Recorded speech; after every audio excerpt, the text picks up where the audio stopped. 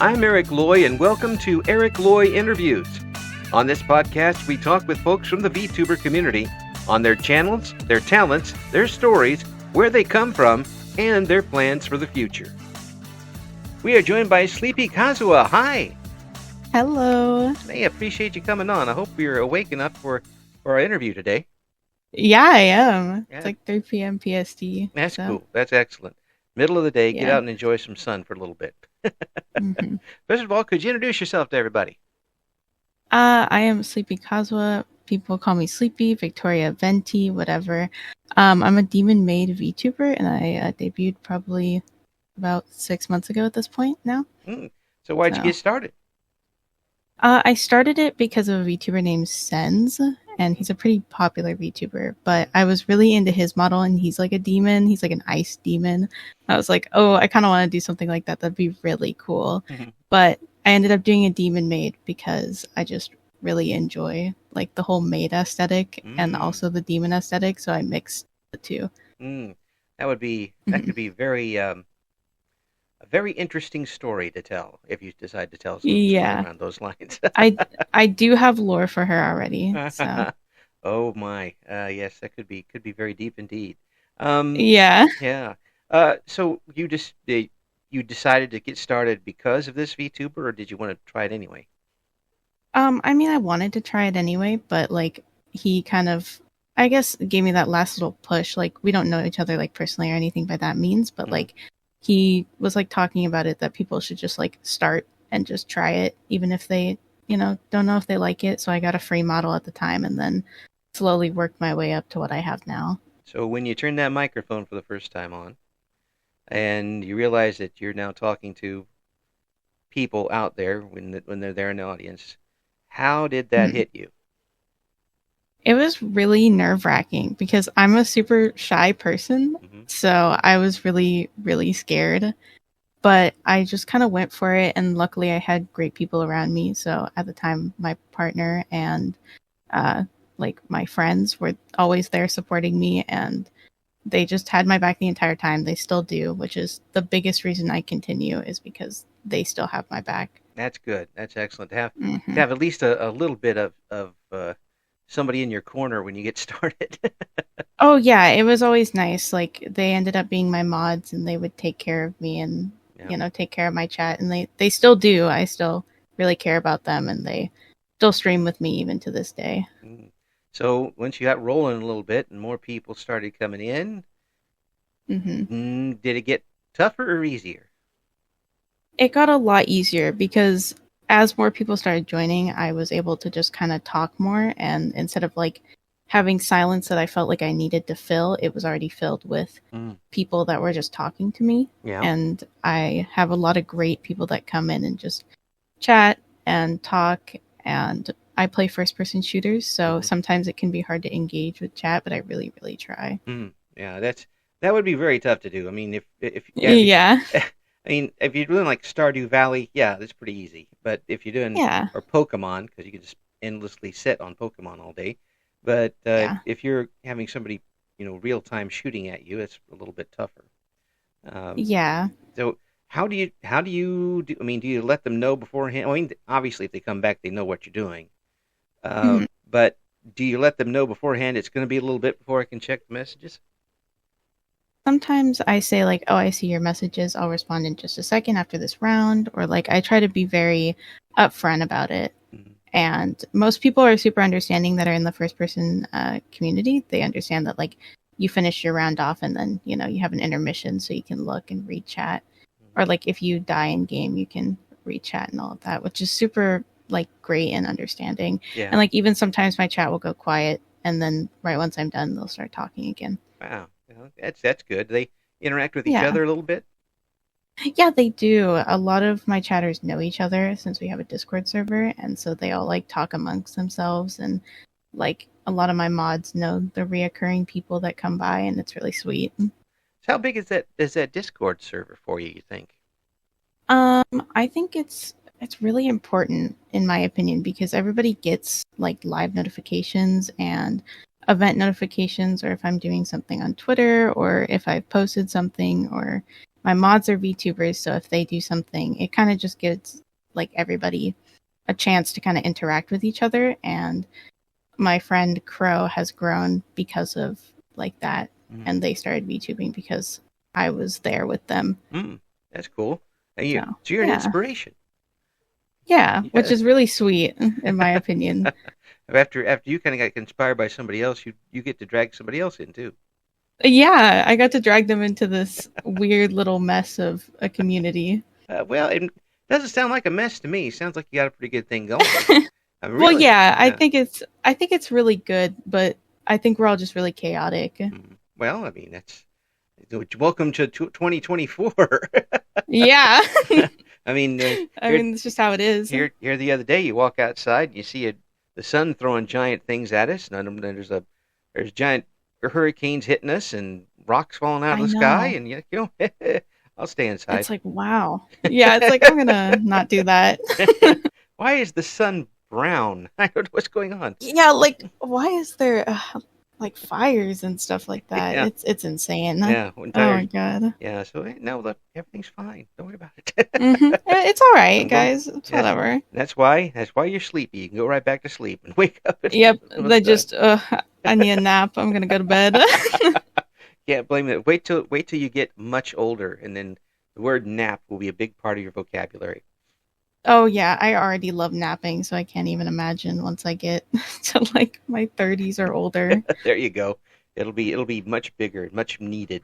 Oh yeah. With what you got going on right now, are you at the point where you thought you'd be, or are you a little ahead? I didn't think I would be here in such a short span of time. Like, I'm not big by any means. I'm still really small, but like, I am more consistent because I go to college. So I was really shocked that I was able to be so consistent with everything and able to have people stop by and be consistent with me, even though my schedule is kind of all over the place because of schooling. Yeah. Well, that means you actually are going to classes? Yeah, I go to classes and stuff like that. I didn't remember that from college. Yeah, I'm a nursing student, and I do all online, so I'm home all the time. Oh, so you can't even get away. I can't. In order for you to get away from the classes, you'd actually have to physically go to the class. Yeah, it's definitely a weird experience because it's just like Zoom classes and stuff like that, and it's like, yeah, but just listening to a lecture on my PC. Do you get the chance to work kind of a little more at your own pace, or are the deadlines still big? The deadlines are still pretty big, but they are a little more lenient just because, like, sometimes things happen. As long as you let them know that something is happening, then they're pretty lenient. Yeah. But I am a nursing student, so they still kind of heavily push deadlines that are super important. Oh, absolutely. So I'd like to know this because I did just a little bit of online stuff way back, which I'm still paying for. Do you have to have group projects? Sometimes. I've only had group projects in my first year, and I'm in my second, and I've had no group projects so far. But the group projects that we had, it was really awkward and kind of just like a big group chat of like 2 other people just being like, are we going to finish the slideshow? And it was really awkward and terrible. And I think maybe they moved past that, at least in nursing school. I hope so, because I hated those. Absolutely hated them. They were so bad. They were just really not put together because there was always one person that just never responded and 2 people that ended up doing the work. Yeah. But they still got the same grade. Yeah. So it was awful. Yeah, it was awful. But I wonder, did that kind of help you with as far as being on stream and talking to people? That basically you're on stream talking to them. Mm-hmm. So, I think it definitely helped being home a lot more, like because I am able to kind of take breaks when I feel like it, and my schedule is still all over the place, but like I do school in the morning and then at night I typically stream until I get tired and then I go to bed. And that's just kind of my schedule at the moment. And like if I can't stream, it's just because I end up being busy because I'm hanging out with my family. With the nurse stuff coming up, I mean, you're going to be sooner or later you're going to be in the field working on this. Your schedule is really going to be all over the place. Yeah, it'll be 12-hour shifts. I think it's 3 or 4 days. I can't remember exactly. And it also depends what unit I'll be in, which they're not really sure. Yeah. A lot of people go for the emergency unit. So it's like, ugh. But technically, after next year, I'll qualify for a med technician job. But I don't know if I want to just immediately go into it. So I'm deciding if I should finish off my nursing career or go to just med technician. It kind of just depends how I feel once I'm done with it, I think. Yeah, well, yeah. Is that something you always wanted to do, nursing? Yeah. Really? I've always, I wanted to do stuff with pets for a while. So, I wanted to be a vet, but then I was like, I still want to help people. I want to help, the people around me. And, the people around me have always been older, sickly people. And, I've always had a lot of respect for nurses and doctors because that's really all, I'm in chronic pain, and that's really all that we know is, nurses and doctor's appointments. And those people have been the kindest people to me. As that, and someone, for you to want to basically give back to the folks who are helping you, that says a lot about you. Yeah, I've always wanted to do that because it's like they gave me so much and I want to continue that. Yeah. When people are scared of the doctors, I understand, and it makes me a little sad because it's like, I get it, but there are good people out there, and I'm sad that some of the bad people overthrow those. Oh yeah, we'll hear. It's disappointing. In any field, we'll hear about the one bad apple, and the rest of the orchard is perfectly fine. That's the way we are. But the fact that you're wanting to continue to give back, even though you're still having these issues, I mean, that says a lot. I mean, let's face it. You could, just as easily say, I can't do these things. I'm gonna just, pack it in, and just be at home and not study. That's evidently you're not that type of person. No, I want to. I came from my family are really heavily working people, and it's just like they worked for everything they got, and they installed that within me. They were like, if you want something, just do it. And so I've always kind of been that way, where it's like, I want to do it, and I'm going to do it. Well, streaming really kind of falls in your wheelhouse, doesn't it? Yeah, so it was like, I kind of had to have that initial push, definitely, but once I got going, I just enjoyed it, and I wanted to keep doing it. And I had people there with me, supporting me the entire time, like I do in college currently. Cool. So. Excellent. Now, did this, none of my business, tell me like my wife does, shut up old man, if it's Yeah. But has this been something that you've dealt with all your life, your condition? Yeah, it is. I have a bone disease. I can't really remember the type that I have, but it's basically just my body is in chronic pain, and I have to take heavy medication for it and all that. And it's definitely been a lifelong struggle. So it both my siblings are super athletic. I was not, just because I had problems. But over the years, we've definitely coped with it a lot better. Oh yeah. Because, medications have gotten better and all that. And slowly I've needed less, because as I'm getting older, it's not as bad as it used to be when I was younger, just because I was more hyper when I was younger. So yeah, that would be, it was hard. That's really working against yourself there. Yeah, it's really hard. So that's why a lot of people are shocked that I'm going into nursing, because I'd be on my feet for 12 hours. But I mean, I've worked before, and I've worked 8 hour, 8 to 9 to 10 hours. And I just kind of take medication, and they know about it, and it's all been fine. Okay. Well, I'm going to say this out of pure respect. You're a tough kid. Yeah. Thank you. I mean, really. That's definitely my mom within me. She's the strongest woman I know, and she's the exact same way. She's in chronic pain, and she still does it. She's retired, and she still went back to work because she could. That's something else there. The folks who have that type of mentality. I'm afraid when I get to 65 here in a couple of years, that they may not be able to find me to get to work. Yeah, my mom hit 55 and she got to, retire early, and she just immediately, she got her retirement papers and she was like, all right, I'm going back in. And we're like, you can calm down. You can chill for a little bit. And she can't stay idle. And I am totally like that too. So, some people don't idle well. No, she's one of those people where she gets super fidgety and she has to clean the whole house, and it's insane. Yeah, it just drives you crazy after a while. But, yeah, well, that's just the generation that she grew up in. They always worked. Same with my dad. That's my generation, and yep. I mean, we're going to leave the world for you really bad shape, but at least we had that for us. I mean, yeah, it installed a lot of good things within me, like working and stuff like that. Cool. Well, and also, you've obviously gone through so much that you're not going to sweat the small stuff. Oh, I know that it'll pass over eventually. Yeah. So you just kind of have to let the waves take it and kind of let it happen. Yeah, and then take it out when you can. Yeah, exactly. Yeah.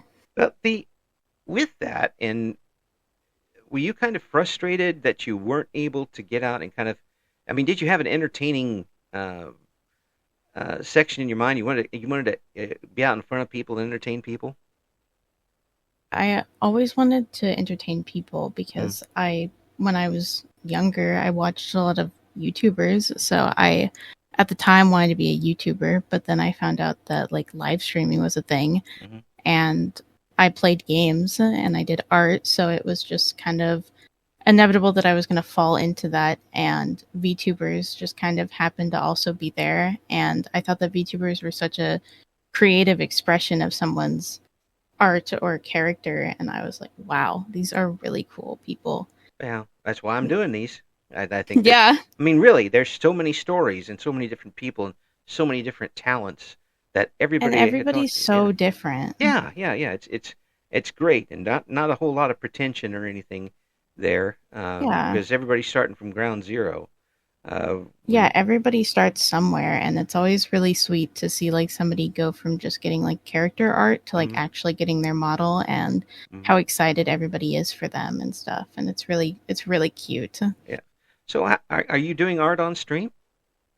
I do art on stream sometimes, yes. Yeah. So how does that go? Do you get any backseat artists? No, not really. I have a lot of artist friends, and if I ask for advice, people will tell me, but most of the time people just sit and kind of talk to me and enjoy it. I think a lot of more people enjoy when I do art streams because I talk a lot more to them. So yeah, I always have to ask this for artists. Is it easier for you to do something like that with knowing that you have an audience, or by yourself? I typically sketch off stream because that's the most vital portion, because it makes me nervous kind of to sketch on stream. And then I do the rest of it on stream, like the line art and coloring, because it does make me nervous. Even though I've been streaming for a little bit now, I've admitted it too, where it does make me nervous, and people are fine with it. They just are happy that I'm there and talking to them. So do not bother the artiste. Yeah, it's just whatever. They're just here. So I got to ask you too, because I ask every artist this. Are you ever satisfied with what you've done? A lot of the times, yeah. Really? It's mostly, yeah. I think it's because most of the time I do fan art, so I'm a fan artist. So my most recent piece, I drew 3 of my friends' VTubers, and seeing everybody so excited about it and them talking about it really made me happy, to the point where I started another piece off stream. And I was like, I'm going to draw more people, but I haven't done it on stream recently. So how long have you put pen to paper and pencil to paper and all of that? Ever since I could. I mean, I've done it off and on throughout the years, but I think when I really started was probably 5th to the rest of my high school into my college years now.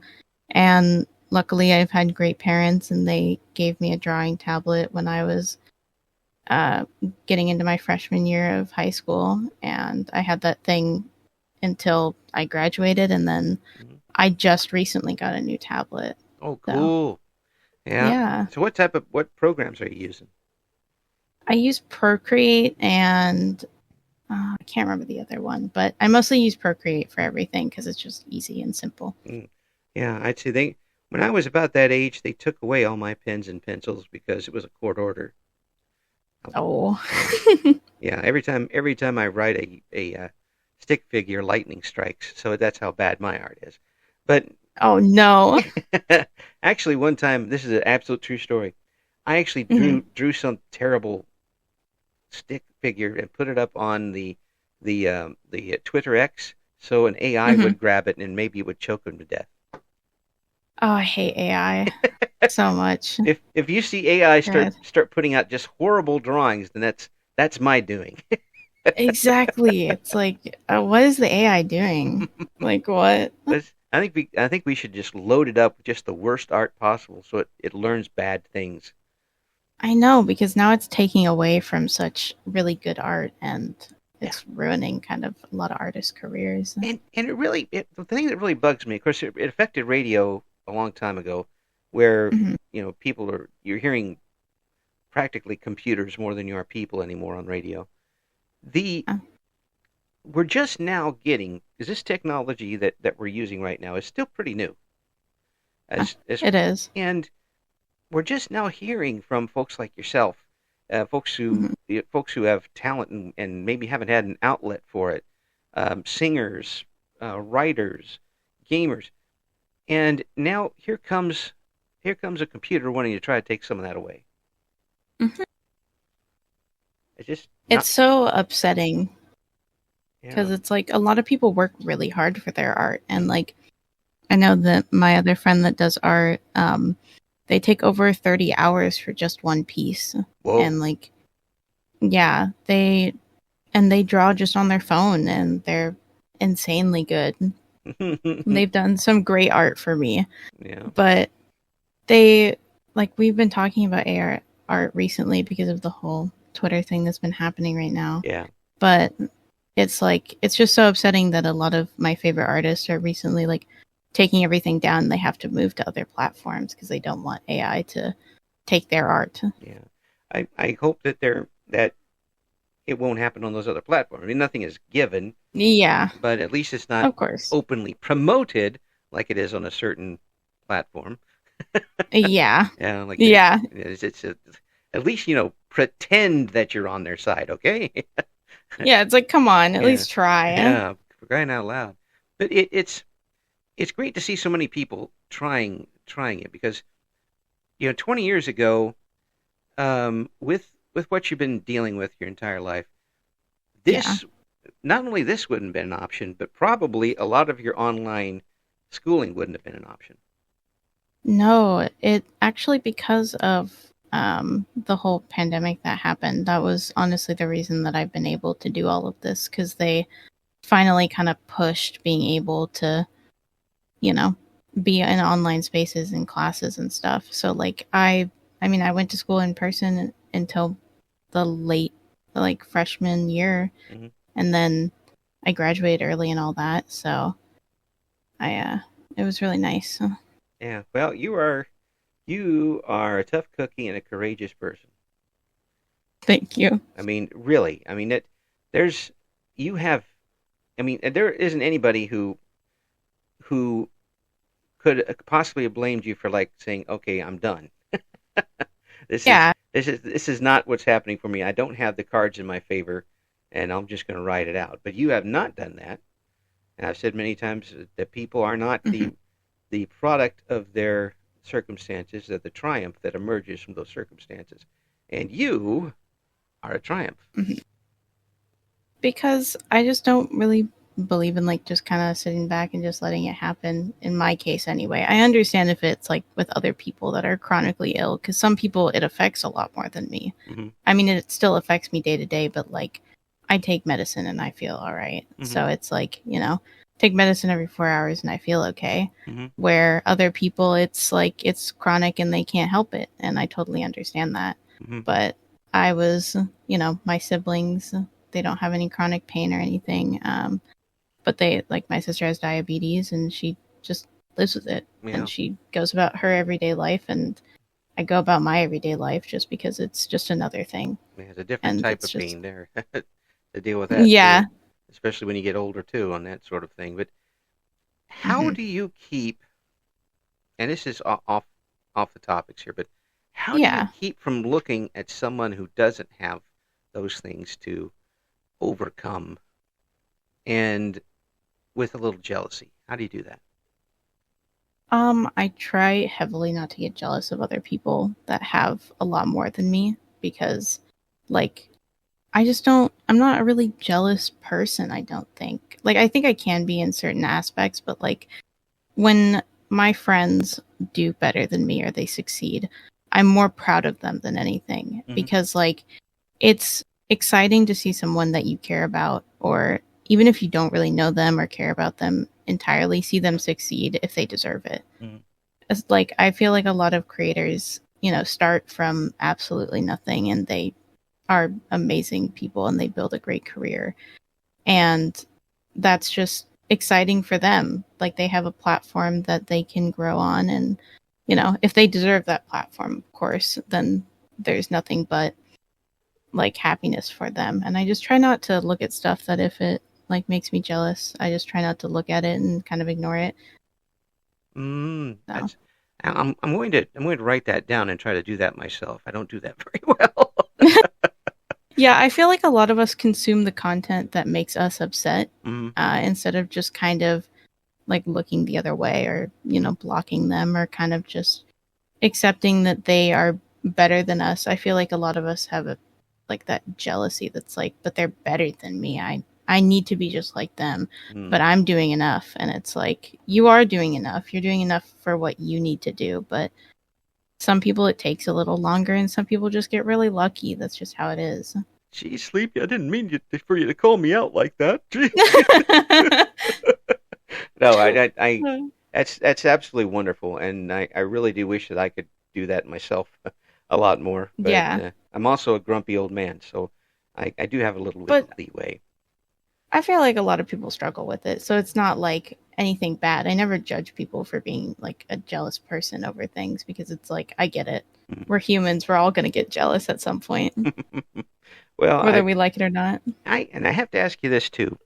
Being somebody with with an artist background, when you get into these games, do you look at them sometimes from the artist standpoint, where I would have done it this way, it could have been done this way, or are you able to knock that aside and just say, I love the game?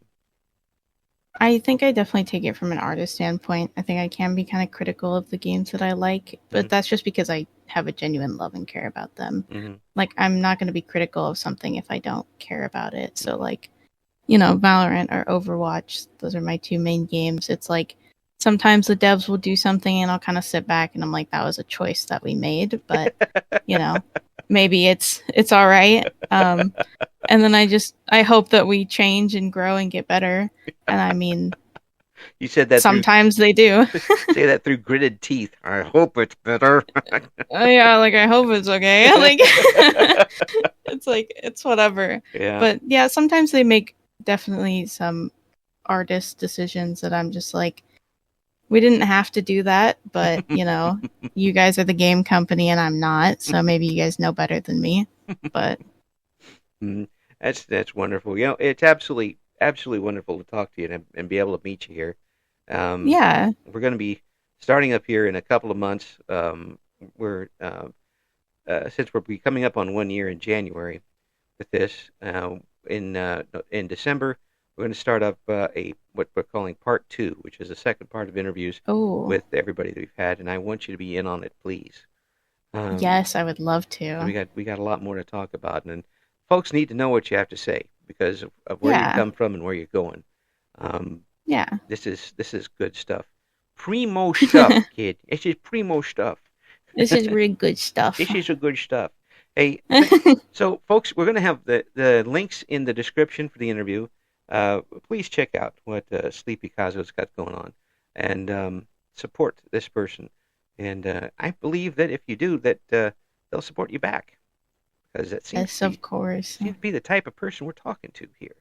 Yeah. I'll support any small streamer. Thank you so much for coming on. Absolute pleasure. Yeah, thank you for having me. I appreciate it. Thank you for listening to Eric Loy Interviews. Join us again next time when we talk to another member of the always interesting VTuber community.